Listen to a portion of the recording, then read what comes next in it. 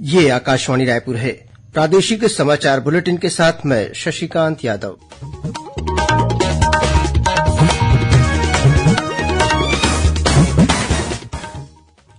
और अब पेश है आज के मुख्य समाचार। लोकसभा चुनाव के दूसरे चरण के तहत 3 लोकसभा क्षेत्रों कांकेर, महासमुंद और राजनांदगांव में शांतिपूर्ण तरीके से संपन्न हुआ मतदान। लोगों ने नक्सली खौफ और गर्मी की चिंता न करते हुए मतदान करने दिखाया अभूतपूर्व उत्साह। शाम 5 बजे तक 72% से अधिक मतदान दर्ज किया गया। छत्तीसगढ़ पीएससी परीक्षाओं में हुई कथित अनियमितता की जांच अब सीबीआई करेगी। केंद्र सरकार ने जारी की अधिसूचना। और मौसम विभाग ने आगामी 24 घंटों के दौरान प्रदेश में 1-2 स्थानों पर आकाशीय बिजली गिरने और अंधड़ चलने की चेतावनी दी। अधिकतम तापमान में अगले 2 दिनों तक हल्की गिरावट की संभावना।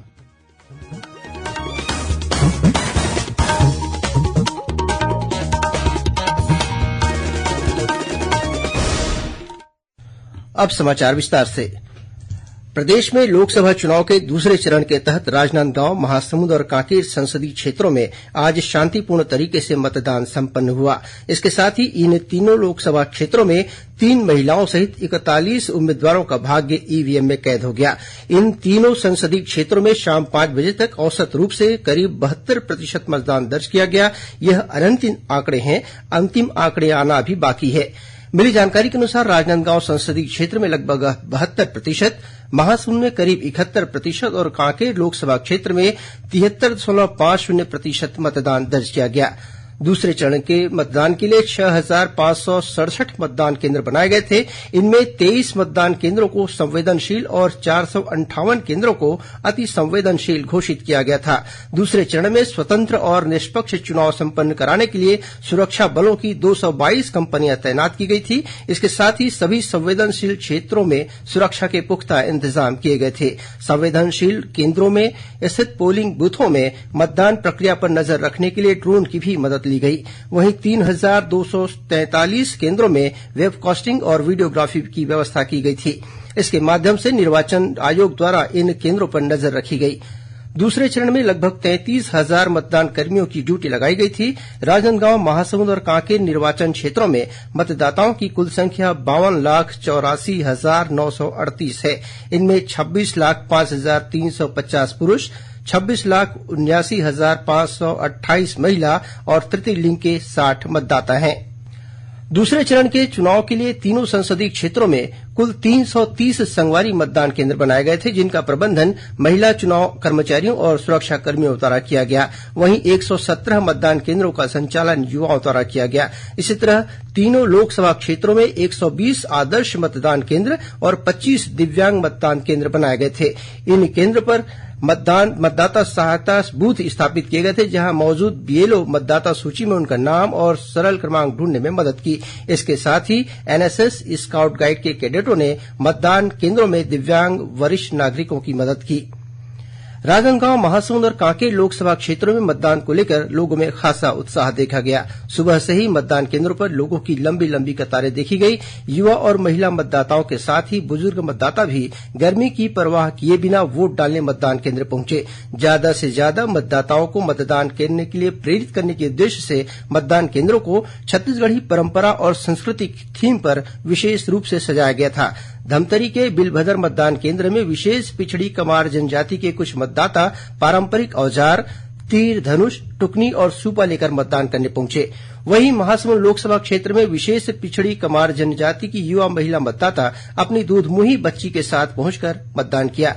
इसी तरह कबीरधाम जिले के उड़िया कला मतदान केंद्र में चमरू यादव ने पारंपरिक वेशभूषा में मतदान केंद्र पहुंचकर वोट डाला और अन्य ग्रामीणों को भी मतदान के लिए प्रेरित किया।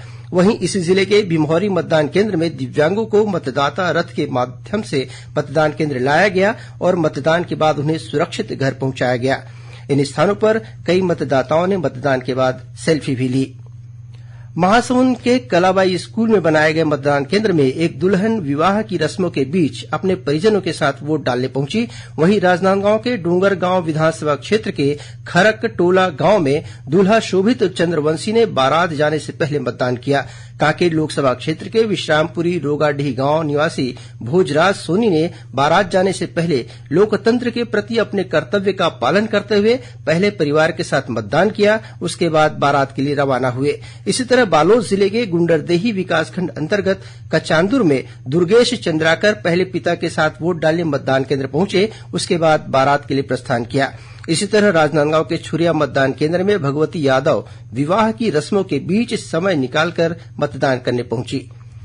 राजनांदगांव लोकसभा क्षेत्र के तहत कवर्धा शहर में एक ही परिवार की 4 पीढ़ियां एक साथ मतदान करने पहुंची। इस शहर के रामनगर इलाके के निवासी शर्मा परिवार के परदादा से लेकर परपोते ने कैलाश नगर पोलिंग बूथ पहुंचकर मतदान किया। उप मुख्यमंत्री विजय शर्मा कवर्धा स्थित आदर्श मतदान केंद्र आत्मानंद हिंदी माध्यम स्कूल पहुंचकर मतदान किया। इस बीच सुरक्षा व्यवस्था को देखते हुए नक्सल प्रभावित नवागांव और बागडोंगरी के मतदान केंद्रों को मोरचुल गांव में शिफ्ट किया गया था, जहां बनाए गए 3 मतदान केंद्रों में 11 गांवों के ग्रामीण मतदान करने पहुंचे। श्रोताओं, राजनांदगांव, महासमुंद और कांकेर लोकसभा क्षेत्र में आज हुए मतदान पर प्रादेशिक समाचार एकांश द्वारा एक विशेष कार्यक्रम प्रसारित किया जाएगा।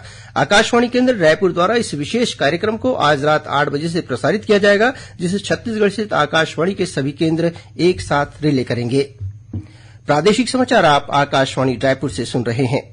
छत्तीसगढ़ की खबरों से है आपका वास्ता और खबरों की विश्वसनीयता से है हमारा वास्ता। आकाशवाणी समाचार रायपुर के प्रादेशिक समाचार बुलेटिन के साथ ही हमारे समसामयिक कार्यक्रम आप रेडियो के अलावा अपने मोबाइल पर भी सुन सकते हैं। आकाशवाणी समाचार फेसबुक, ट्विटर और यूट्यूब पर भी उपलब्ध है। हमारा Facebook page Chhattisgarh news on AIR, Twitter handle CGAIR news और हमारा यूट्यूब चैनल है छत्तीसगढ़ AIR न्यूज। तो अब रेडियो के साथ ही आपके मोबाइल के जरिए भी हम पहुंच रहे हैं आप तक। छत्तीसगढ़ की हर खबर के लिए सुनते रहिए आकाशवाणी समाचार।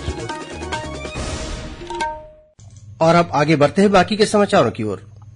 छत्तीसगढ़ में लोकसभा चुनाव के तीसरे चरण के तहत 7 संसदीय सीटों पर होने वाले चुनाव को लेकर प्रचार अभियान चरम पर है। भाजपा के वरिष्ठ नेता और केंद्रीय गृह मंत्री अमित शाह ने आज दुर्ग लोकसभा क्षेत्र के भाजपा प्रत्याशी विजय बघेल के पक्ष में बेमेतरा में एक जनसभा को संबोधित किया। उन्होंने कहा कि यदि केंद्र में प्रधानमंत्री नरेंद्र मोदी के नेतृत्व में भाजपा की सरकार फिर से बनती है तो आने वाले 2 वर्षों में छत्तीसगढ़ से नक्सलवाद को समाप्त कर दिया जाएगा। उन्होंने कहा कि मोदी सरकार ने पिछले 10 वर्षों में देश से आतंकवाद को समाप्त कर दिया है। श्री शाह ने कांग्रेस पर तुष्टीकरण का आरोप लगाते हुए कहा कि तुष्टीकरण की राजनीति अब नहीं चलने देंगे। इस मौके पर उप मुख्यमंत्री अरुण साव, मंत्री दयालदास बघेल, भाजपा प्रत्याशी विजय बघेल सहित अनेक विधायक और पार्टी कार्यकर्ता उपस्थित थे। दूसरी ओर महिला कांग्रेस की राष्ट्रीय अध्यक्ष अलका लांबा आज छत्तीसगढ़ के दौरे पर पहुंची। इस मौके पर उन्होंने रायपुर स्थित प्रदेश कांग्रेस मुख्यालय में पत्रकार वार्ता को संबोधित करते हुए केंद्र सरकार पर महंगाई और बेरोजगारी बढ़ाने का आरोप लगाया। महिला कांग्रेस अध्यक्ष ने कहा कि वे अपने छत्तीसगढ़ प्रवास के दौरान रायपुर, बिलासपुर, दुर्ग और कोरबा लोकसभा क्षेत्रों का दौरा करेंगी। प्रदेश में लोकसभा चुनाव के तहत मतदान का प्रतिशत बढ़ाने के लिए जिला प्रशासन द्वारा मतदाता जागरूकता कार्यक्रम चलाए जा रहे हैं। इसी कड़ी में मुंगेली जिले के पथरिया विकासखंड के सामुदायिक स्वास्थ्य केंद्र में रक्तदान, जीवनदान, मतदान कर देश बनाए महान के संदेश के साथ रक्तदान शिविर का आयोजन किया गया। इस शिविर में विभिन्न विभागों के अधिकारी कर्मचारियों के अलावा आम नागरिक बड़ी संख्या में शामिल हुए।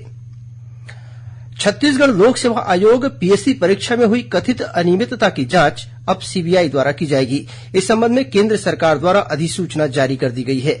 गौरतलब है कि पीएससी परीक्षा 2021 में राज्य के 12 विभागों में 170 पदों पर भर्ती के लिए चयन सूची जारी की गई थी।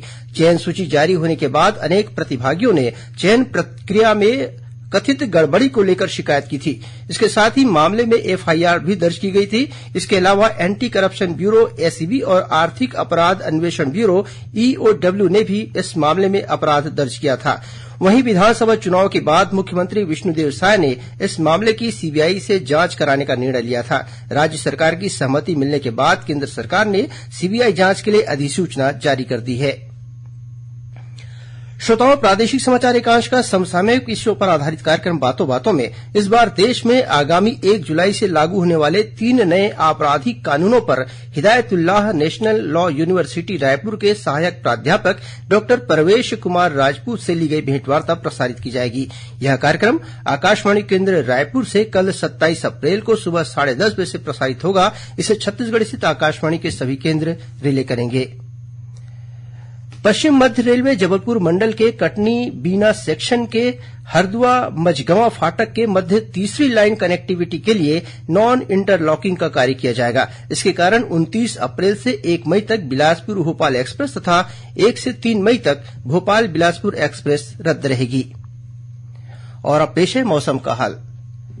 मौसम विभाग के अनुसार एक द्रोणिका मराठवाड़ा से तमिलनाडु तक बनी हुई है, जिसके प्रभाव से प्रदेश में बंगाल की खाड़ी से नमी आ रही है। इसके कारण आगामी 24 घंटों के दौरान प्रदेश में 1-2 स्थानों पर हल्की वर्षा होने अथवा गरज चमक के साथ छींटे पड़ने की संभावना है। वहीं 1-2 स्थानों पर आकाशीय बिजली गिरने और अंधड़ चलने की चेतावनी भी दी गई है।